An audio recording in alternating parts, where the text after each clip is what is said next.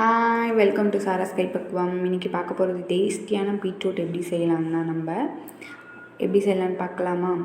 அதுக்கு தேவையான பொருட்கள்: வெங்காயம், தக்காளி, தேவையான அளவு கொஞ்சமாக இஞ்சி பூண்டு பேஸ்ட். உங்களுக்கு ஏற்ற மாதிரி நீங்கள் கொஞ்சமாக இஞ்சி பூண்டு பேஸ்ட் எடுத்துக்கோங்க.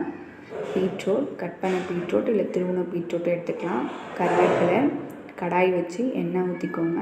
எண்ணெய் ஊற்றிட்டு எண்ணெய் சூடானதுமே கொஞ்சமாக ஜீரகம் போட்டுக்கோங்க. ஜீரகம் செரிமானத்துக்கு ரொம்ப நல்லது. ஸோ கொஞ்சமாக ஆட் பண்ணிக்கோங்க. எண்ணெய் சூடானதுமே வெங்காயம், கருவேப்பிலை ஆல்ரெடி எடுத்து வச்சுருக்கோம்ல, அதை போட்டு வெங்காயம் பொன்னிறமாக வதங்குற வரைக்கும் நல்லா வதக்குங்க. வதங்கினதுக்கப்புறம் எடுத்து வச்ச தக்காளி போட்டு நல்லா மிக்ஸ் பண்ணுங்கள். தக்காளி நல்லா வதங்கணும், அப்போ தான் டேஸ்டியாக இருக்கும் பொரியல். ஸோ நல்லா அதை ஒரு 5 to 10 minutes தக்காளி நல்லா வதக்கி விடுங்க. இந்த மாதிரி நல்லா வதக்கிட்டே இருங்க. ஒரு 5 to 10 minutes நல்லா வதக்கிட்டு தேவையான அளவு கொஞ்சமாக மிளகாத்தூள், மஞ்சத்தூள் ஆட் பண்ணிவிட்டு அதை நல்லா கலக்கி விடுங்க.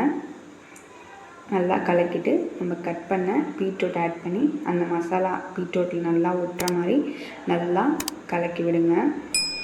நீங்கள் துருவின பீட்ரூட் கூட எடுத்துக்கலாம். நான் இன்றைக்கி கட் பண்ண பீட்ரூட் தான் எடுத்துக்கிட்டேன். நல்லா கலக்கிட்ட அப்புறம் பீட்ரூட் வேகிற அளவுக்கு 1 கிளாஸ் இல்லை 1.5 கிளாஸ் தண்ணி நீங்கள் ஆட் பண்ணிக்கணும். அப்போ தான் பீட்ரூட் நல்லா வேகும். ஸோ நான் இன்றைக்கி தண்ணி ஆட் பண்ணிக்கிட்டேன். 1 கிளாஸ் அளவுக்கு ஆட் பண்ணிக்கிட்டேன். தேவையான அளவு உப்பு போட்டுக்கோங்க. உப்பு போட்டுட்டு நல்லா ஒரு 5 to 10 minutes விட்டிங்கன்னா கொதி வரும் நல்லா அதில். அப்போ தான் பீட்ரூட் நல்லா வேகும். அவ்வளோதான். கொதி வந்ததுக்கப்புறம் இந்த மாதிரி ட்ரை ஆகிடுச்சி.